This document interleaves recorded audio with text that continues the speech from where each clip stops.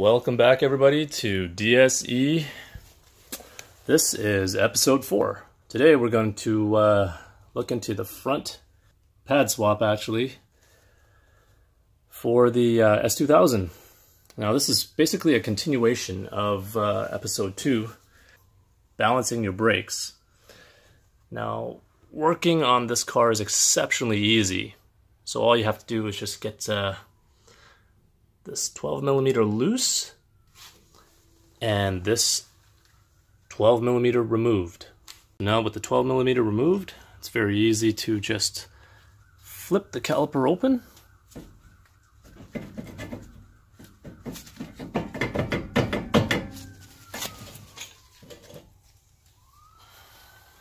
pad removal is very easy. Just pull and they slide right out of their respective spring clips. Just close the caliper back up for the time being. Here we can see a direct comparison between the OEM pads that we worked on in episode 2 and the track-oriented pads which we are now removing. There are no provisions for a squeal indicator, because this is competition, aka race only. Now you may be wondering why I'm replacing these pads despite, well, you know, they still have a fair bit of life left. So a fair bit warning to all the viewers, you may want to turn down your volume right about now.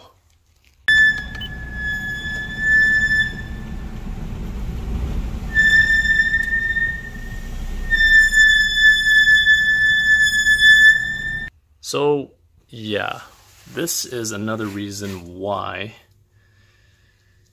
you don't necessarily want to run race pads on your car that's also a daily driver.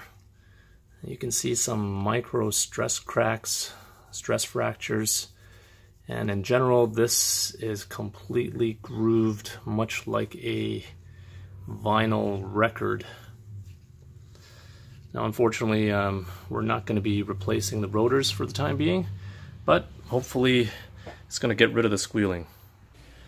Now one of the challenges that you're going to be encountering when installing new brake pads is the piston right here has extended to the point where it will be impossible to close on a new pad, or a pad that just has more pad life on it than the one that you're removing.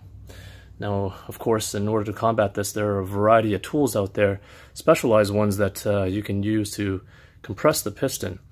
However, not many of us actually have those tools, especially when we're starting out. So the easiest way that I've found, actually, is to stick your ratchet handle in there and slowly but surely crank it. And when you're doing this procedure, you do have to put a little bit of strength into it. And at this time, if you've been topping up your brake fluid, the reservoir may start to overflow. So some rags around that will definitely help. And this is because you're pushing all of the fluid back up into the reservoir. Now, in order to actually use that prime method successfully, you'll have to install the outboard brake pad, and that just slides right back into place, and should be really simple because everybody's balanced their brake pads already, right? The reason for this is because once you apply any leverage, this entire caliper will tend to slide backwards. Now without the pad here making up the space, you're just going to keep on having the caliper slide back and forth without actually depressing the piston.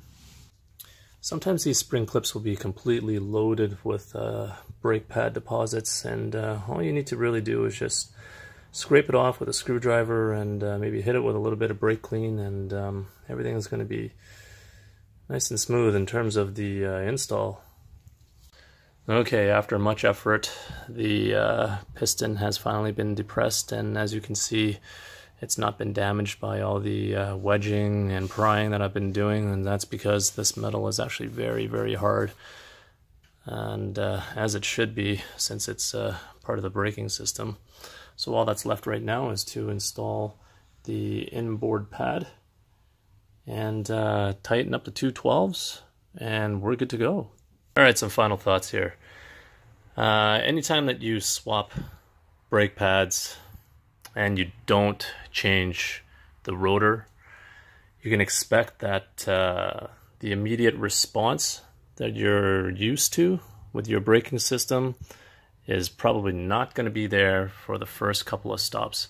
So it's a very good idea that you take it easy on your brakes and do a couple of low speed to medium speed stops before you really trust your brakes for what they're really worth.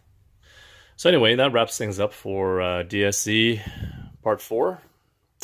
See you tomorrow, DSE Part 5, and we'll see, maybe we'll start a weekend edition of this as well. So if you found this video helpful, like, share, and subscribe. Thumbs up.